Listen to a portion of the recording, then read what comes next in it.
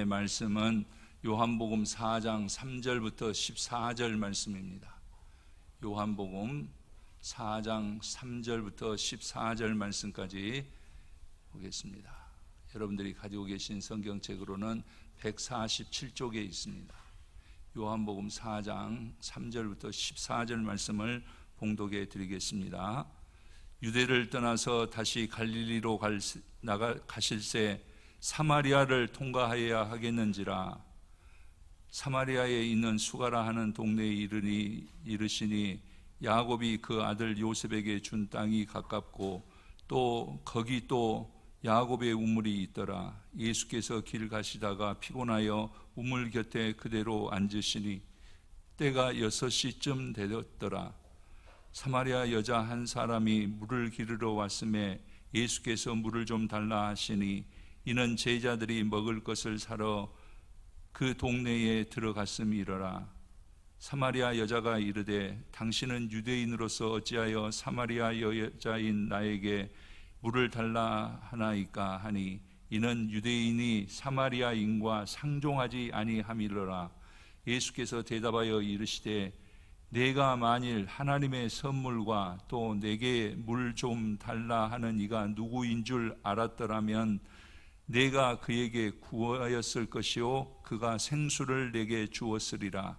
여자가 이르되 주여 물 기를 그릇도 없고 이 우물은 깊은데 어디서 당신이 그 생수를 얻겠사옵나이까.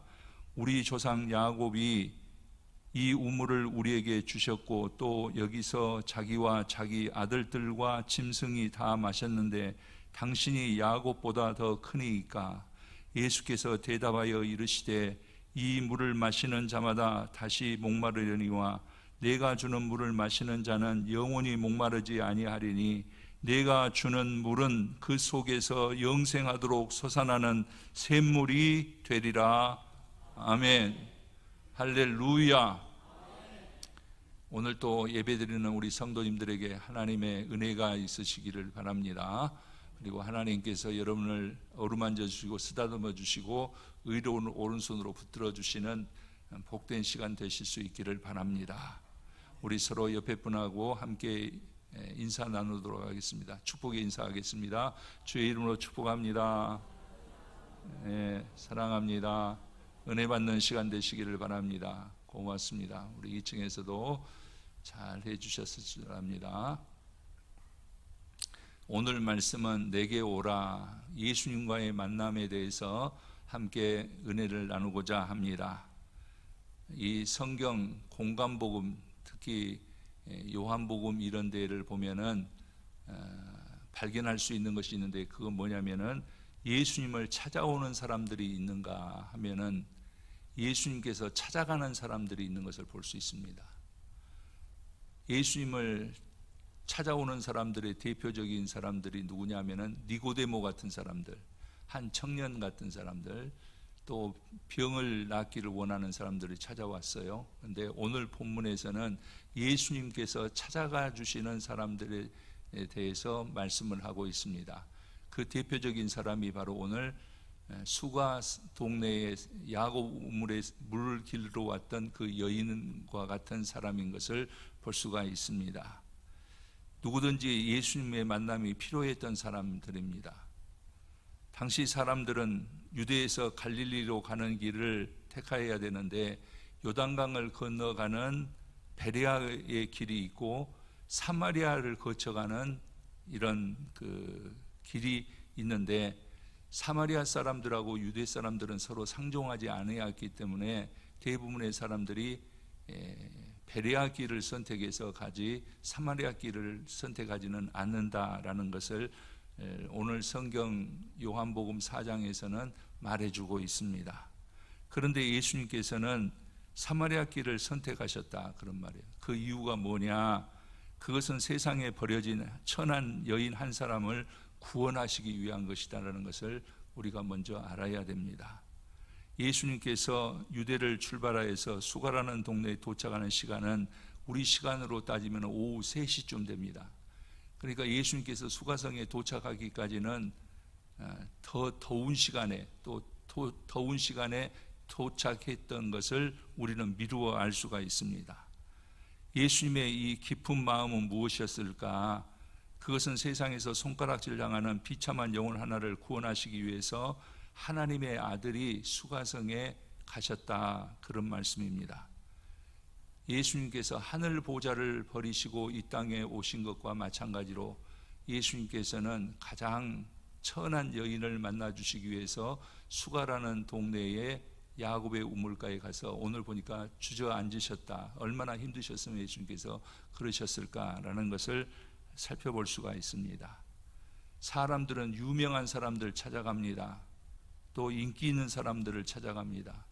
요즘 트로트 열풍이 불어서 티켓 값이 뭐 몇십만 원 하고 또 이 암표 값은 뭐 100만 원도 넘고 막 그런다는데, 또 거리가 얼마든지 불문하고 인기 있는 사람들을 만나기 위해서 찾아가는 것을 볼 수 있습니다. 이게 사람들의 심성이 그렇습니다.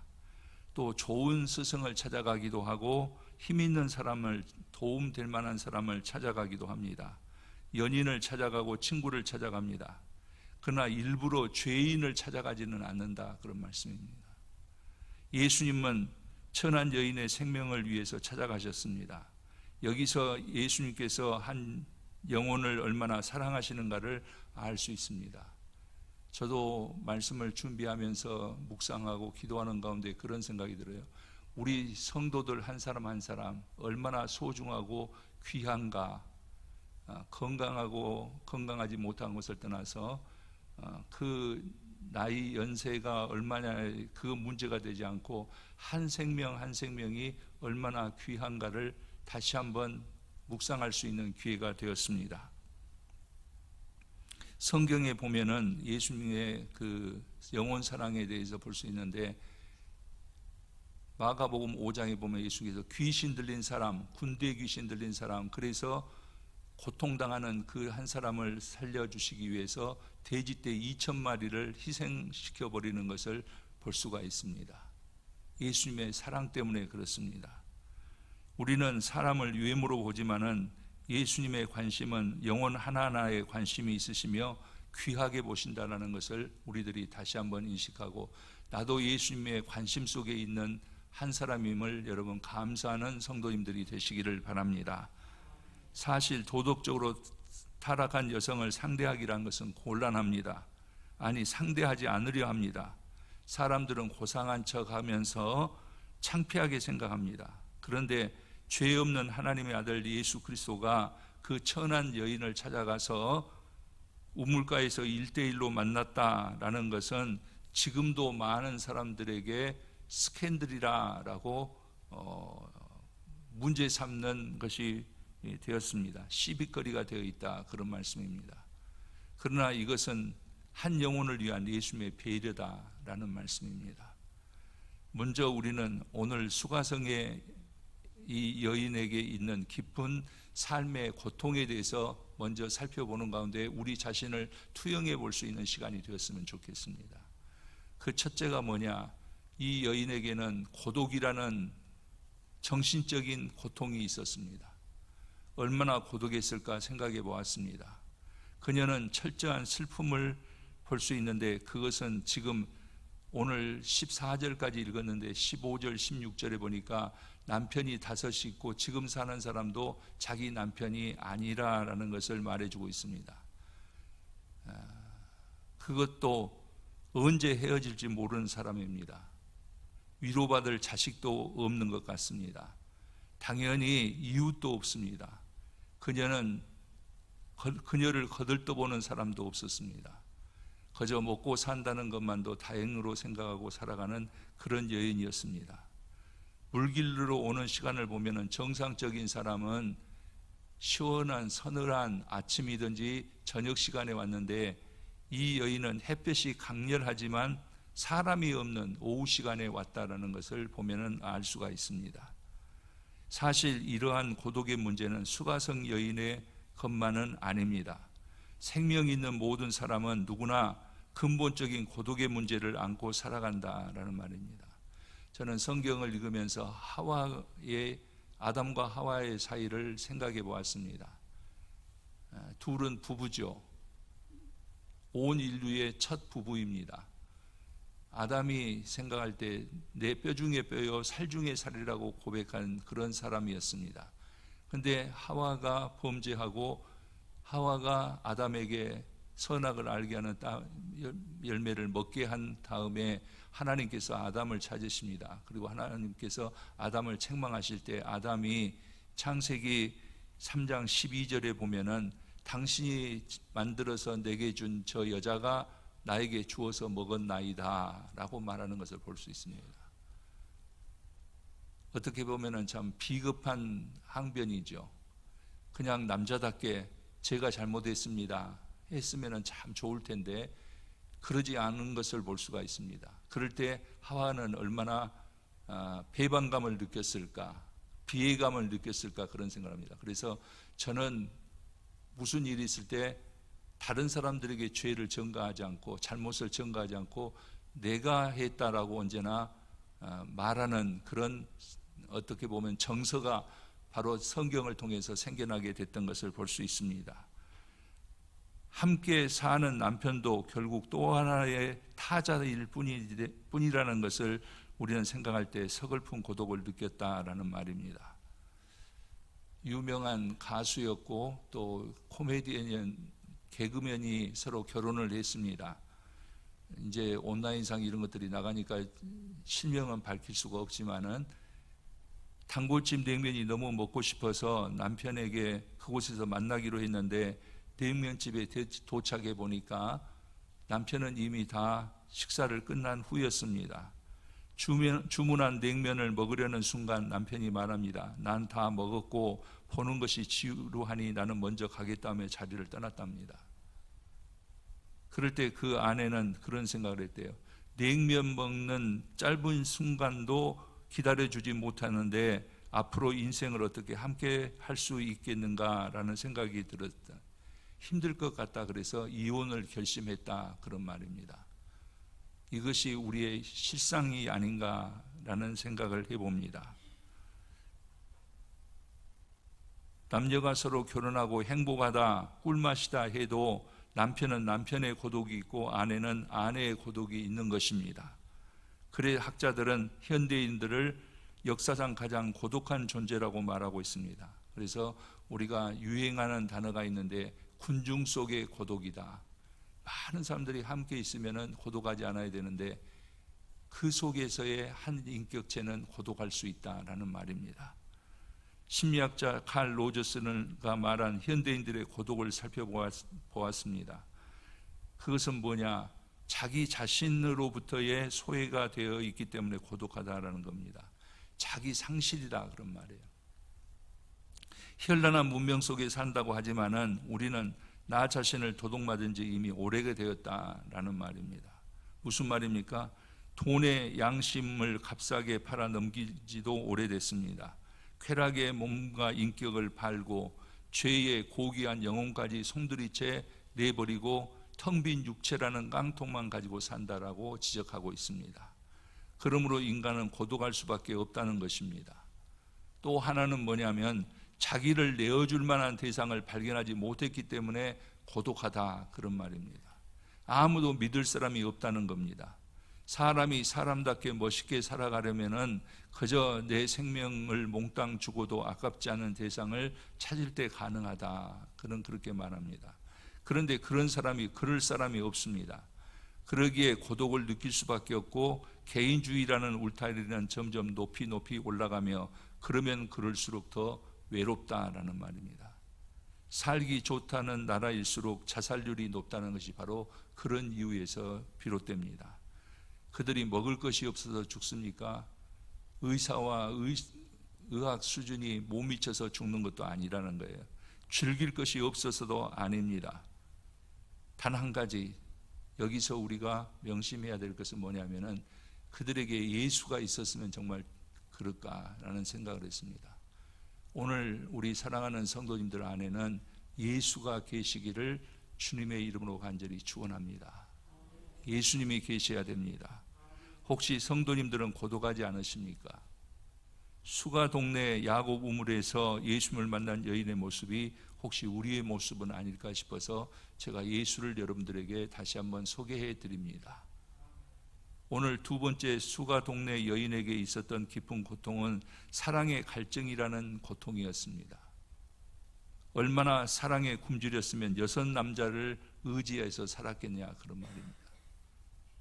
솔로몬의 슬픔도 저는 봅니다. 솔로몬의 영광이 들에 풀에 꼼번도 못하다라는 것을 우리는 성경을 통해서 알 수 있는데, 솔로몬은 이스라엘 유대를 통틀어서 가장 넓은 영토를 가졌던 왕입니다.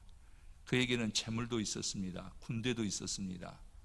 뿐만 아니라 그에게는 1000명의 처첩이 있었다고 그랬습니다. 그 자랑거리는 아닙니다.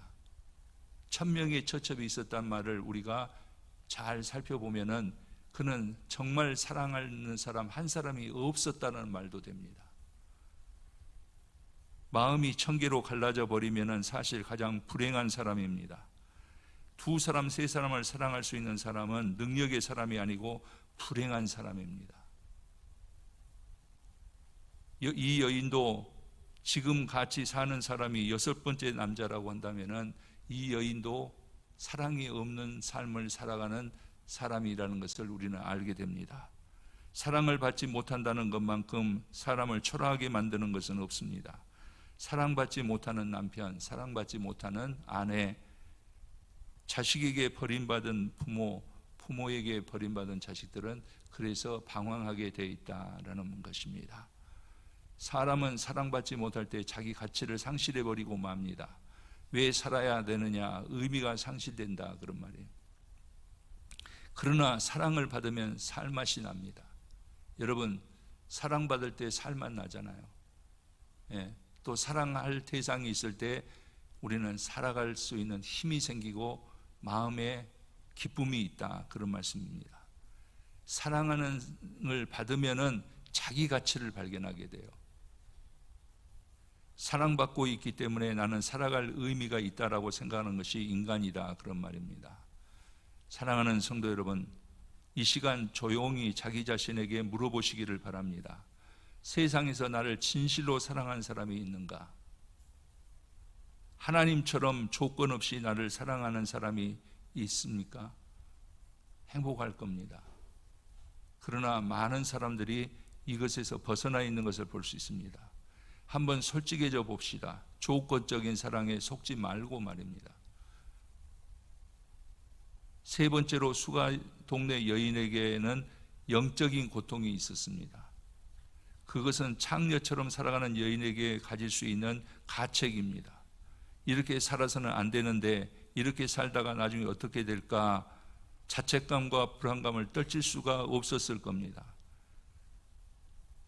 아무리 악한 사람이라도 양심은 살아있답니다. 하나님께서 양심, 마지막 심판을 위해서 아무리 악한 사람의 마음이라고 할지라도 양심은 살려놓는다는 거예요. 왜 그러냐? 심판하기 위해서. 그러기에 떳떳하지 못한 사람의 생활을 하는 사람들을 보면은 항상 그 밑바닥에 불안과 공포가 깔려 있는 것입니다. 짐승 같은 사람의 마음에도 양심은 살아있는 법입니다. 수가 여인, 동네 여인도 마찬가지였습니다. 양심의 가책을 느끼고 고통당하는 여자였습니다. 그런 까닭에 그녀는 구원자를 기다리는 영적 갈급함을 가지고 살고 있었던 것을 오늘 우리는 볼 수가 있습니다. 그래서 오늘 본문에서 좀 뒤에 가보면은 25절에 보면은 예수님과 대화를 할 때에 메시아를 기다리고 있었다라는 것을 우리는 알게 됩니다. 이것은 세상에서 희망을 둘 만한 것이 아무것도 없고 자기 능력으로도 어쩔 수 없다는 것을 알고 있는 이 여인, 속으로 애타게 부르짖는 이 여인의 부르짖음을 예수님께서는 듣고 그에게 가시게 되는 겁니다. 사람들은 그가 정말 추구하는 것이 무엇인가를 몰랐습니다. 그러나 예수님은 그 여인의 그 아픈 마음을 알고 계셨어요. 그래서 예수님께서는 가자, 사마리아로 가자, 수가 동네로 가자, 야곱의 우물가로 가자, 그 여인을 만나러 가자라고 예수님께서 찾아가신 것입니다. 사랑하는 성도 여러분, 양심의 가책을 느끼신 일은 없습니까? 수가 동네 여인처럼 구원자가 필요하지는 않습니까? 죄악과 고통에 빠져서 허우적거리는 인생은 아니냐, 그런 말씀입니다. 수가 동네 여인을 한번 보시기 바랍니다. 예수님과 몇 마디 주고받습니다. 그런데 놀라운 일이 일어납니다. 그의 마음에 변화가 일어납니다. 이제 이 여인은 물동이를 버려두고 동네에 뛰어들어가서 이렇게 외칩니다. 오늘 한번 같이 보겠습니다. 뭐라고 외쳤는지. 4장 29절입니다. 같이 보겠습니다. 내가 행한 모든 일을 내게 말한 사람을 와서 보라. 이는 그리스도가 아니냐 하니, 이전 여인이 아니었습니다. 완전히 달라졌습니다.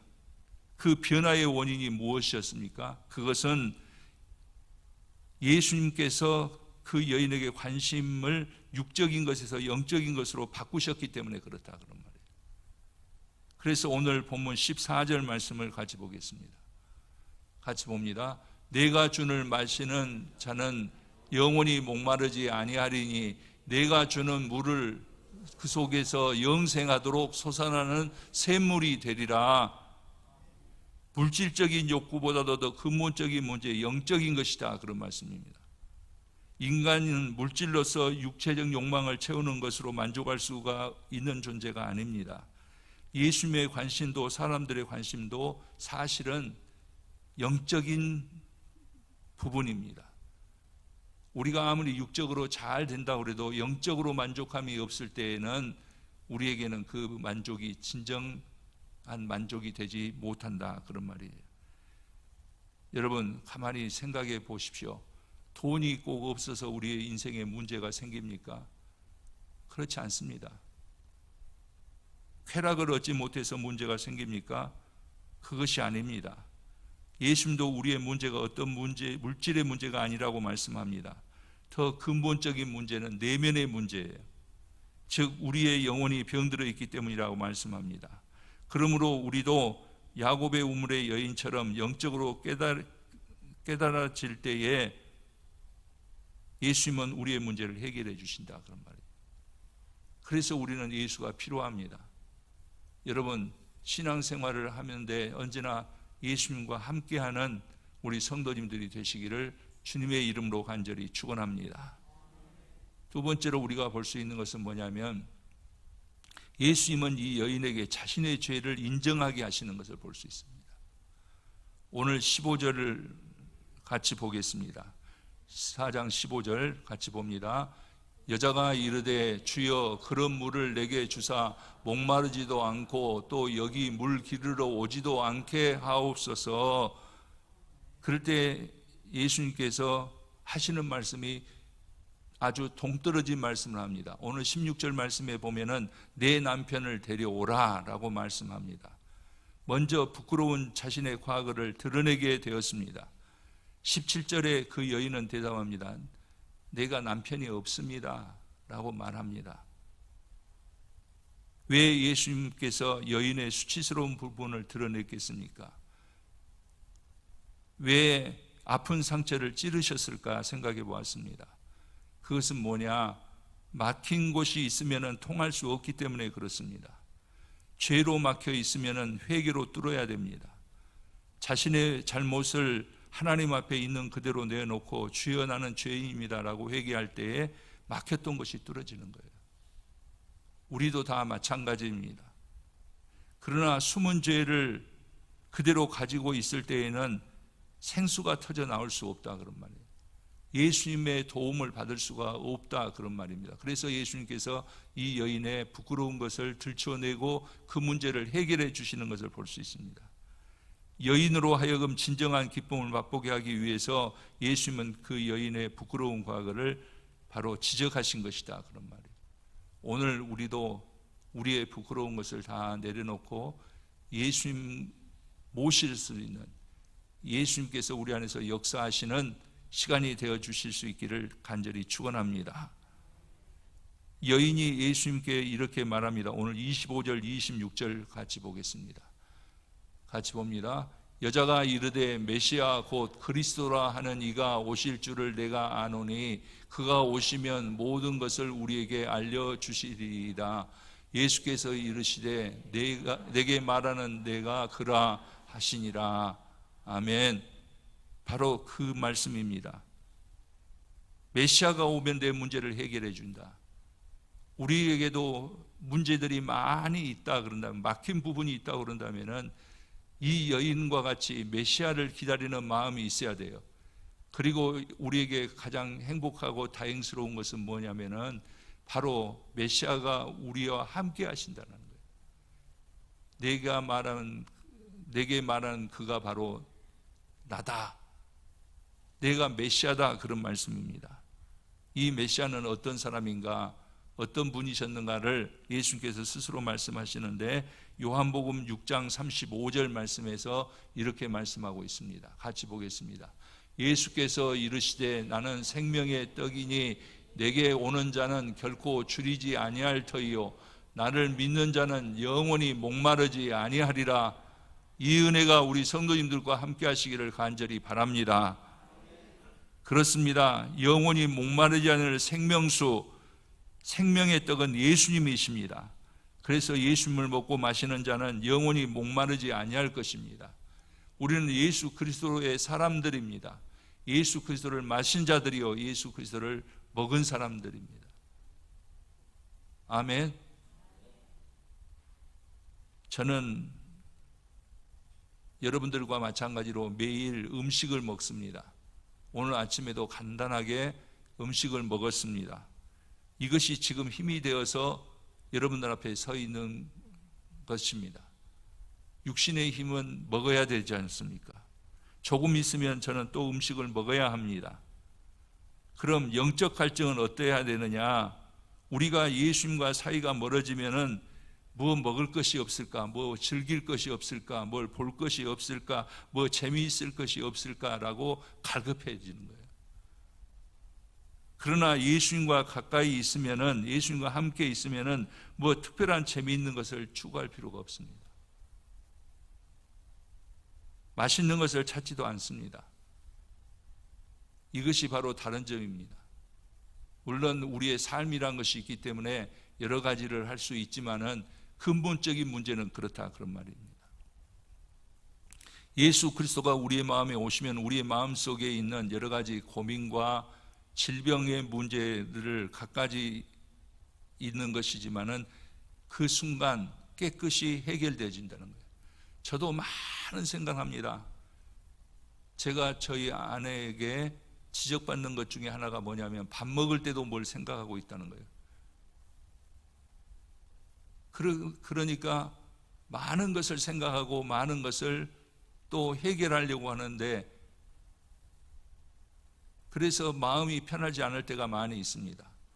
개인적인 문제도 있고 가정적인 문제도 있고 교회적인 문제도 있고 사회적인 문제도 있고, 그런데 그럴 때에 이것을 한순간에 해결해 버리는 방법을 저는 알고 있습니다. 그건 뭐냐? 예수님을 내 마음속에 모실 때에 지금까지 예수님께서 내 안에서 행하신 일을 기억하면서 지금까지도 함께 하셨던 예수님을 앞으로도 함께하여 주실 것으로 믿을 때에 모든 내 앞에 그리고 현재의 내 자신을 괴롭히는 모든 문제들, 그리고 해결해야 될 문제들을 다 해결받을 수 있다, 그런 말입니다. 이것이 믿음의 생활이 아니고 무엇이겠습니까? 그러기에 저는 정신 바짝 차리고 조용한 시간에 교회에 나와서 기도하고, 기도할 때처럼 편안하고 안심되고 또 염려 근심거리가 다 사라져버리는 때는 없습니다. 지금까지 세상 무엇으로도 채울 수 없던 공허한 마음에, 치유할 수 없는 병든 육체에 예수님의 영광이, 예수님의 진리의 빛이, 하나님의 무궁한 사랑이 자리 잡으면은 공허가 자리 잡을 것도 없고 질병이 사라집니다. 갈등이 해결되더라, 그런 말씀입니다. 말씀을 정리합니다. 사랑하는 성도 여러분, 우리는 과연 영원히 목마르지 않은 생수를 마신 사람입니까? 아멘. 예수 그리스도로 우리가 힘입은 사람이냐, 그런 말씀입니다. 예수님께서 우리 안에 계시면 우리의 가정도 천국이요, 실패의 자리도 감사요, 출세 못했지만은 마음은 부요하며 하늘의 소망이 넘쳐나게 될 것입니다. 그렇다면은 우리는 복받은 사람 아니겠습니까? 우리가 예수 안에 거한다는 것처럼 신비한 일이 어디 있겠습니까? 저는 말씀을 준비하면서 그런 마음을 가지고 있었습니다. 오늘 이 말씀을 듣는 우리 성도님들의 마음속에 예수 그리스도가 계시기를 축원합니다. 예수님, 이 예수 그리스도를 수가 동네 여인처럼 믿고 받아들이는 성도님들이 되시기를 바랍니다.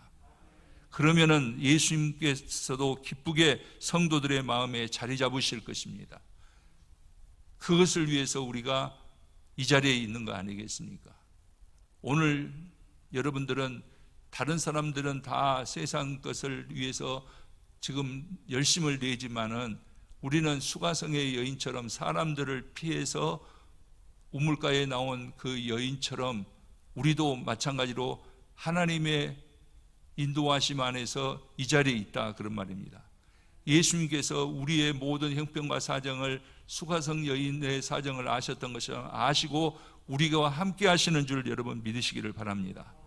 이때 우리 마음이 평안하지 않겠습니까?